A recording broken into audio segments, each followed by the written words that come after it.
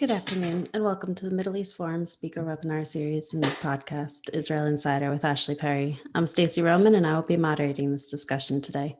We're pleased to have Mr. Ashley Perry, advisor to the Middle East Forum's Israel office, join us here each Wednesday at 3 p.m. Eastern to update us on all the events going on in Israel. Mr. Perry will be giving us a briefing on current Israeli affairs for 15 minutes, then open it up for questions. Should you wish to ask a question, please use the Q&A box located at the bottom of your screen to type out your question. And now, with no further ado, I will turn the discussion over to Mr. Ashley Perry. Thank you very much, Stacey, and good evening from Israel.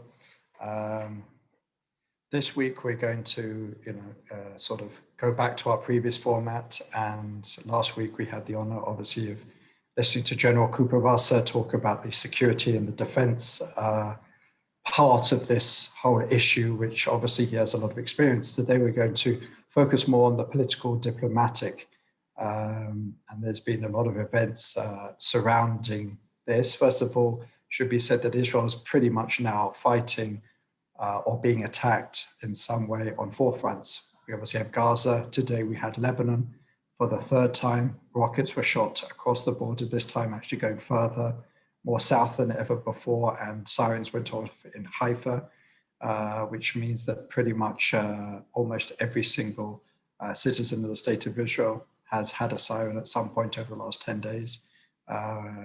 In the West Bank, Judea and Samaria, things have definitely heated up. There's been a lot of demonstrations, riots, attacks, even if they don't make the news, throwing of stones, Molotov cocktails, pouring oil on the roads to make sure that Israeli cars slip off the road and have an accident. There's been quite a few attacks in the Hebron area. There was a shooting attack. A Palestinian woman started shooting at some soldiers today, but she was neutralized. There's been a few other areas. Obviously, within Israel, things have certainly calmed down within the mixed cities. There's still a certain amount of tension. I would actually say even a large amount of tension.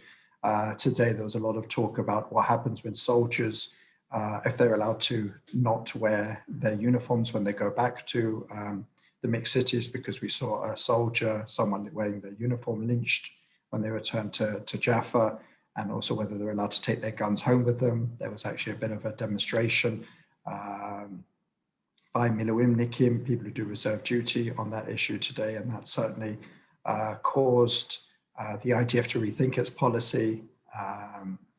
So that's what's going on. On the diplomatic front, we've seen tremendous pressure over the last few days to try and push for a ceasefire. Pretty much Russia, China, most of the European Union, with the exception of countries like Hungary, have been calling for an immediate ceasefire. That's why the European Union did not release a statement, because it couldn't form a uniform opinion, because certain countries like Hungary, which are far more friendly to Israel, would not sign on to it. But there's definitely been a lot of pressure. The German foreign minister is arriving in Israel tomorrow with meetings here with the foreign minister, defense minister, and also with Abu Mazen and Ramallah. But the main sort of character, or the main event, was the conversation, the fourth since the conflict began, between President Biden and Prime Minister Netanyahu. And there was a readout sent out by the White House, which basically said that President Biden, I'm paraphrasing, said something along the lines of, we demand, or we expect, I think was the word, a significant de-escalation starting today. That wasn't a call for a ceasefire, but it was a call for things to start petering off and lowering of the tensions. Prime Minister Netanyahu almost immediately came out and sort of, in a not ironic way, thanked President Biden for his support, and it is support up until this point for Israel's right to self-defense and Israel's position. But basically saying that this is not going anywhere yet. There's still escalation from Hamas, and we saw even tonight dozens of rockets fired all over the south, and not yet to the center of Israel, but the night is still young, unfortunately. We've seen usually late on at night, the residents of Tel Aviv and the central region have to run to their bomb shelters.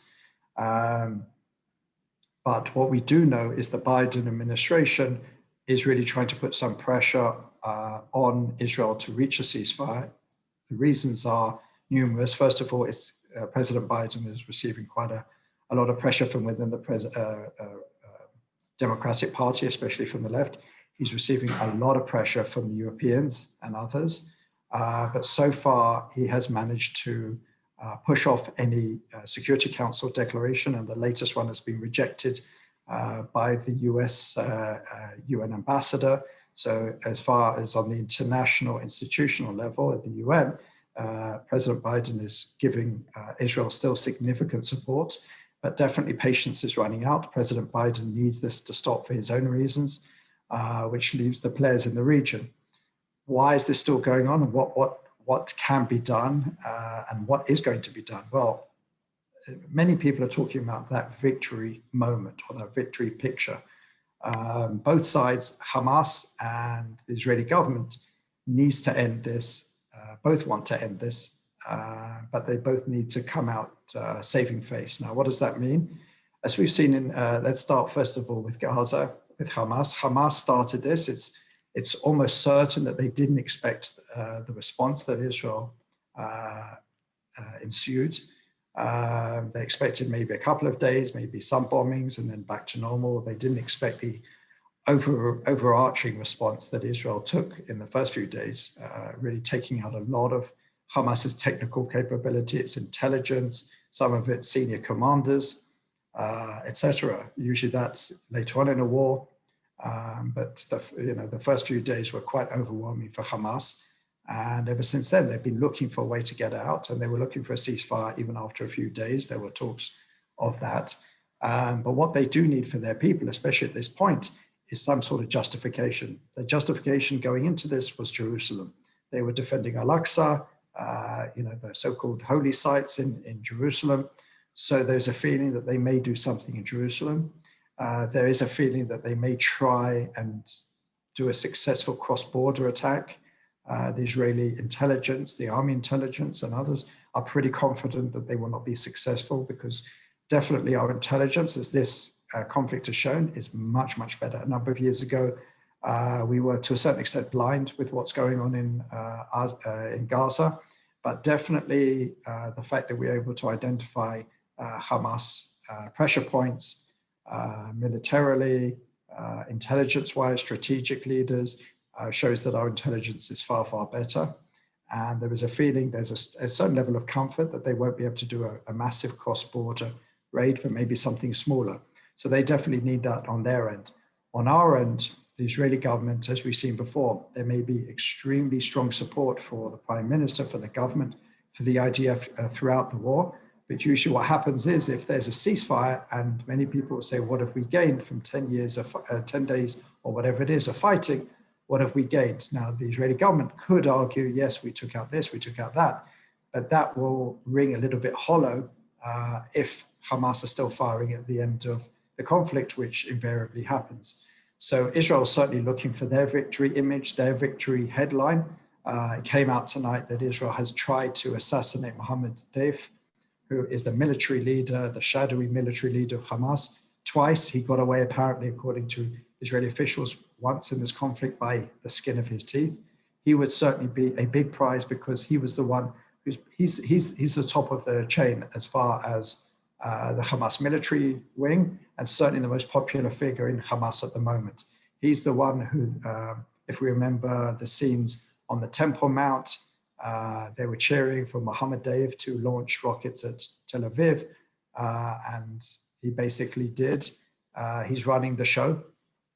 So to be able to take him out would be certainly a major, major strategic victory on behalf of the state of Israel. But at the end of the day, the question is, where do we go? We've seen in the past that these things come up every 3 or 4 or 5 years.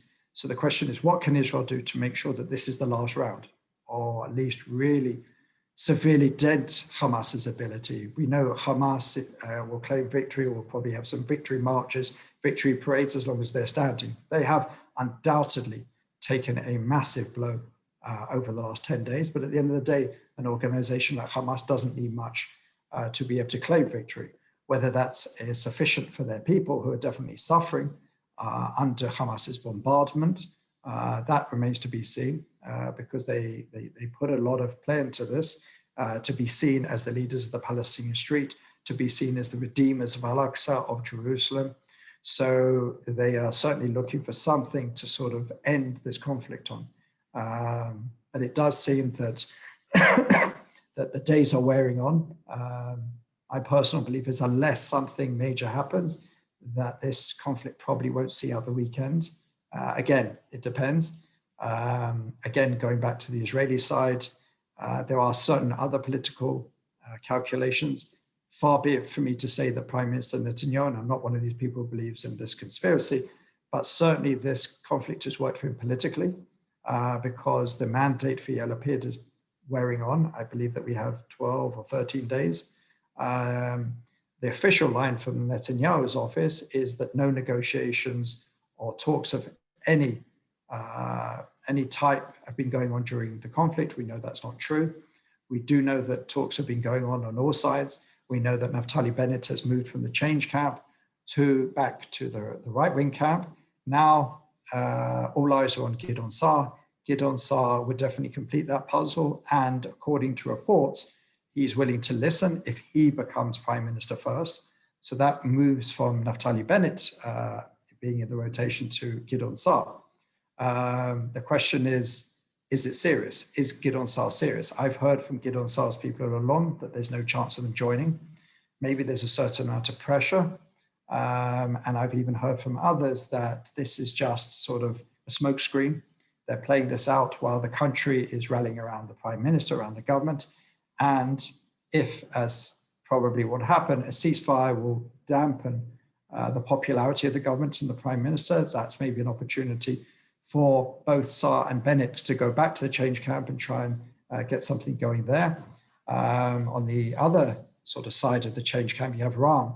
You have Mansour Abbas, who was heavily criticized from within his party for visiting a synagogue and saying certain things which, while to the average person may seem very neutral on the sort of civil war that's been taking place in these mixed Arab Jewish cities, certainly do not play out well on the Arab street. And he's been censured a few times by the Islamic Shura Council, as well as people within his own party. Some even going as far as to say Mansour Abbas's days in Ram are shrinking.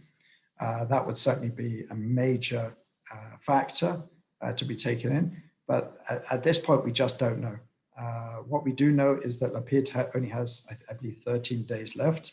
And so if this conflict ends in the next few days, that certainly gives Lapid a nice amount of time to try and put back into place. And again, a lot will depend on the public feeling about how this war ends. That's extremely crucial, as I said, because while the support for Netanyahu and the government is strong, there's solidarity during war, how this war ends. If there's a feeling we didn't achieve anything, we're back to square one, that popularity for the prime minister will dampen, and that perhaps could give the opportunity. Perhaps there's also an opportunity messaging, which we're already hearing now, that there's a need for the change camp. There's a need for left, right, Jewish, Arab, all to sit together to repair the damage and the friction and the cracks within Israeli society. That's something certainly they'll try and focus on. Interestingly enough, today, as a sort of side note, was the last, in fact, there's an hour and 3/4 for any potential presidential candidates in Israel. And we know the president is more of a symbolic figure, but the opportunity to present the candidacy ends at 12 o'clock tonight. To do so, you need to have, at least 10 members of Knesset sign your form. At the moment, we only have 2 candidates.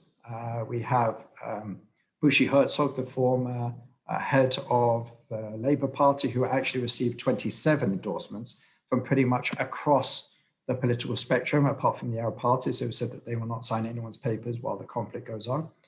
So that's pretty impressive. The other one is Miriam Peretz, a fairly unknown figure outside of Israel. She became famous when 2 of her sons, I believe in 2 separate operations or conflicts, were killed. And she's really become, some would call her the conscience of Israel. She's someone who has a very, positive outlook. Even the fact that 2 of her sons were killed in war. She's a big patriot. She's won the Israel Prize. She's lit a light on Israel's Independence Day, which is considered a big honor. She's extremely well liked. Whenever there are people whose children fall in wars, she's always there. She's always giving commentary. She's always giving succor to the family. So she's quite a popular figure, but she certainly doesn't have the political nous of Isaac Herzog, who is the current Jewish agency head. And certainly he has the advantage. And an additional point, which is very interesting, there is no right-wing candidate. Miriam Peretz is certainly more on the right of center. She's probably more of a Likud worldview. She has good relations with the Netanyahu family, but significantly, the Likud has come out in the last few days and said that they will give freedom to vote as they wish. Sometimes there's a party whip, but in this case, Likud will not do that, and they'll allow everyone to vote with their conscience, which certainly deals a great blow to Miriam Peretz, because to have the seats of Likud would be a significant way towards winning the presidency. Without that, it's very unlikely. The left will rally around Herzog, the Haredi parties, the ultra-Orthodox parties. He has very, very good relations. So it does seem that he's in the driving seat. The other 2 candidates who haven't yet given up, probably, even if they do manage to get their 10 members of Knesset, are not particularly significant players. So it could be just Miriam Peretz against Isaac Herzog. And interestingly, that election takes place just hours before the end of Lapid's mandate. So I'm sure that that particular vote will also have significance for the political machinations between all the different parties. So those are some of the things that are going on. I'm happy to answer questions about that, those issues, or anything else. All right, thank you so much. A lot going on. First question we have in is from Carrie Hildebrand. What are the chances that Hezbollah will open up a second front in the north? Does Israel have sufficient reserve munitions? Yes, first of all, it does, and it has prepared itself over the years to fight on multiple fronts. At the moment, the rockets, I should say, according to the Israeli defense assessments, are coming from Palestinian groups rather than Hezbollah. Just from the nature of the rockets and just from, again, the intelligence institutions, they do appear to be coming from Palestinian groups. That's not to say that Israel will not hold Hezbollah or even the Lebanese government responsible for attacks emanating from its soil. But at the moment, Israel has not shown any great stomach to get into a fight with Hezbollah or Lebanon. They have reacted. They've bombed a few installations, nothing too serious in Lebanon, and certainly it's in no one's interest, not Hezbollah, not Israel at this point, to get into another major front. But obviously that situation can change if these rockets do land further, do kill some Israelis, or even if Hezbollah get involved. But at the moment, the assessment is it's Palestinian groups in the southern part of Lebanon. And while they are significant, they're not considered too threatening at this point. Thank you. This question from Alex Brunner. If Israel has hit Hamas so hard, how come they still have the capacity to rain hundreds of rockets every day? I mean, that's a good question, but the fact remains that Hamas has rocket launchers, mobile rocket launchers all over the Strip. And as I said, as long as there's some members, Hamas has thousands and thousands of members, and Israel, on the Gazan side, just over 200 people have been killed in total.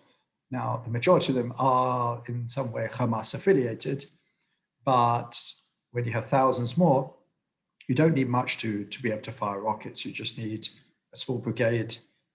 If it's Qassam rockets, smaller Qassam rockets, you can even move them around. Relatively simple. If they're mortars as well, we've seen quite a few mortar launchers. They're even more simple. So there's going to be no way that Israel is going to take out the majority of the Hamas military wing. And because they're mobile, because they're relatively easy to make and move around, Hamas, it's unrealistic for Israel to be able to take out Hamas's complete arsenal. Thank you. This question's from Carrie. How do you see the normalization process with the Arab countries after these events? Well, the hope is, and I believe that it won't have too much of an effect. We haven't seen too much. We haven't heard too much. We've seen a rote from the UAE. We saw a rote sort of answer. When it comes to Jerusalem, there's a certain amount of feeling around that. You know, it's a big issue in the Muslim world. So we heard the UAE when the issue was about Jerusalem and the Temple Mount Al-Aqsa. Then we heard them condemn what Israel's doing. But since then, we've actually heard UAE condemn Hamas more. It's easier. Gaza is not a burning issue in the Muslim world. It is something which inflames passions in certain parts of it, but really the leaders certainly have less sympathy for Hamas. And as I've said a few times, these normalization agreements were really centered, or at least they were midwife, through a mutual distrust or worry, concern about what's going on with Iran. And while all this is going on in Gaza and Israel, the meetings are carrying on in Vienna to try and get back to the JCPOA or something similar. And on that issue, there's really not too much daylight between Israel and the moderate Sunni nations. And I think that will last far longer than this particular conflict. So, speaking of the EU, from Reuven Hawk, what is the EU's interest in Israel Hamas reaching a ceasefire? I mean, there's many layers to this. First of all, especially in Western Europe, there's very large Muslim populations. And as we've seen with the demonstrations and with the attacks against Jewish communities, this is an issue which inflames Muslim passions far more than Syria, far more than Turkey, far more than China, far more than all these other issues where Muslims are involved. And they're, you know, a lot of these politicians are hearing it from their constituents. But also, it's a, you know, the EU is a sort of as an international institution, as a multilateral institution, is very much against conflict, as they claim, and there is a lot of sympathy for the Palestinians, not necessarily Hamas, because Hamas is designated in many of these countries as a terrorist organization, but when they, you know, Sky News, BBC, you know, the channels in Germany and France, Belgium, Scandinavia are constantly leading the news with what's going on in Gaza, very little about what's going on in Israel. There is an urgency to ending this conflict, the likes of which you don't see in almost any other conflict around the world. So it's to be expected. What we do find is a lot more support from the Central and Eastern European countries. We've witnessed in the last few days the Czech Republic and Austria flying the Israeli flag in solidarity over parliament buildings. We saw Hungary today basically prevent a uniformity of a declaration by the EU today.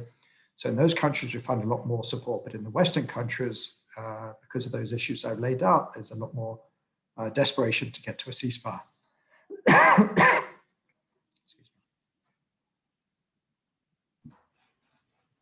Good on that. All right. So the next question is there any significant opposition in Israel to the forceful military action against Gaza, particularly from leftist liberal groups and perhaps from rabbinic leaders? Or not really from rabbinic leaders. Rabbinic leaders, if they're from the ultra-Orthodox camp, they haven't got any great interest in it. If they're from the religious Zionists, they tend to lean right. The liberal rabbinic religious camp is very small in Israel. It does exist, but it's small.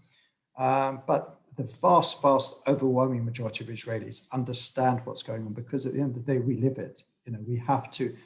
You know, I hear from family and friends who are merit supporters, who are far left, who are saying that Israel needs to do what needs to be done. In fact, I've been hearing from some of these people that Israel needs to go even further.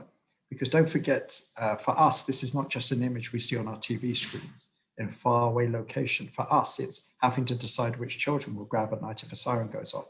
It's having to worry that the next bomb could land on your friend, or on your head, or the head of a loved one or friend.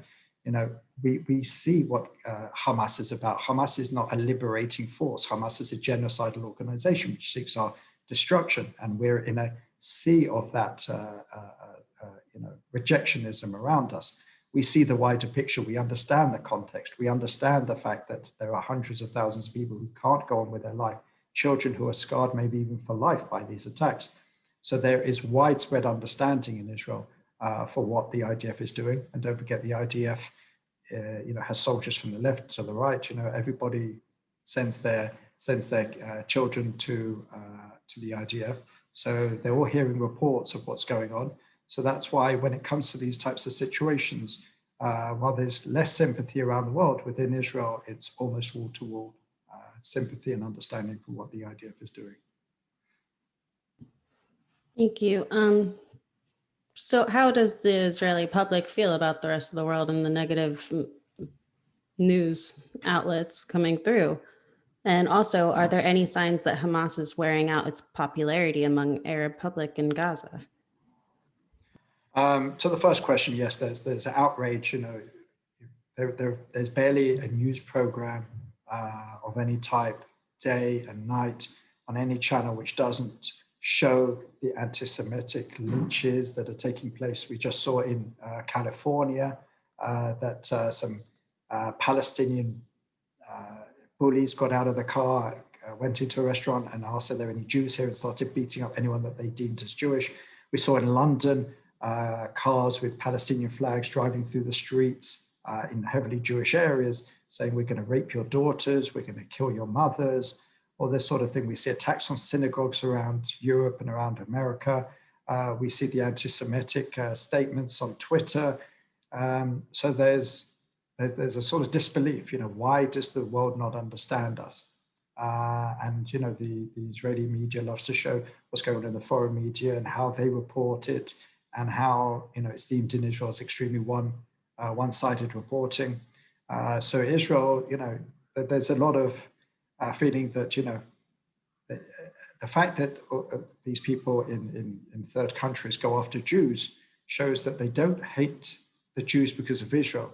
They hate Israel because it's the Jewish homeland, because there's no other reason why you go to Jewish sites and institutions. If you're against Israel, you go to the Israeli embassy, maybe, you go to an Israeli site or whatever it is. But the fact that they go specifically to synagogues, to Jewish areas, to Jewish restaurants, and talk about Jews shows really that this is, for many of these people, just anti-Semitism. As far as the people of Gaza, it's hard to see, it's hard to tell, because obviously it's a very tightly controlled population. But there is a feeling, and there was a feeling certainly after the last round, that the people of Gaza were fed up with Hamas doing these things. Of course, they don't cry over Israeli deaths and when they shoot missiles, but at the end of the day, the suffering that they are under, they blame partly on Israel, and there is a certain part of it which certainly you'll hear from certain arenas that they also blame Hamas, but it's very hard to gauge at this point. Thank you. So from Peter Chu, how widespread is support in Israel for the idea of Israel victory? That is, that the best path to peace is for the opponents of Israel to be left with no alternative but to give up their fight. Right. So this is certainly growing. I don't think I've ever seen a conflict in recent years where the word victory is being talked about more and more. It's been defined, it's been debated. What exactly does that mean? Today we had one of the kidnapped soldiers in Gaza, because there's 2 Israeli soldiers probably dead, almost certainly dead, but still their bodies, who said that victory will mean only when we return the bodies. That will be humiliation for Hamas, and that's something necessary. Others are talking about we need to completely disarm Hamas.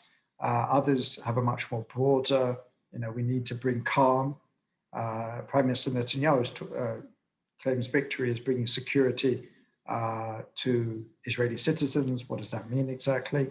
But there is, I believe, again, I haven't seen a poll yet, but I think maybe the Middle East Forum will do a poll in the coming days on this. What exactly do Israelis want? And what exactly does victory mean to them? Because there is a growing feeling that we cannot be doing this every few years. This should be the last round. And how does it achieve that? It breaks the will of the other side to continue fighting. That's something that Professor Daniel Pipes, the president of the Middle East Forum, talks about a lot.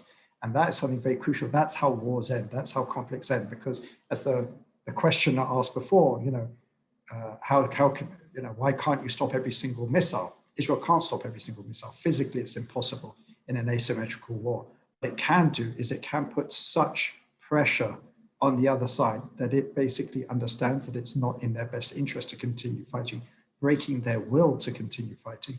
And that's what a lot of Israelis are starting to think about. How exactly do you do that? What are the pressure points for a terrorist organization which occupies land? How can you break its will to continue fighting? How can you ensure that this is the last round? How can you ensure that there are no more rockets, even on the southern communities? And that's what is currently a debate in Israel, in the media, amongst commentators, but also on the streets. And I think the fact that the word victory is being used in this context far more than ever before, I think is a very positive thing, and certainly gives the decision-making apparatus something to think about. All right, thank you so much. And on that note, we've come to the close of our webinar and podcast. Ashley, thank you again for taking the time to update us this week. For our viewers and listeners, please join us Friday at 1 p.m. Eastern for a webinar with Brenda Schaefer discussing exposing the Persian Empire. Thank you all for joining us, and I hope you have a great day.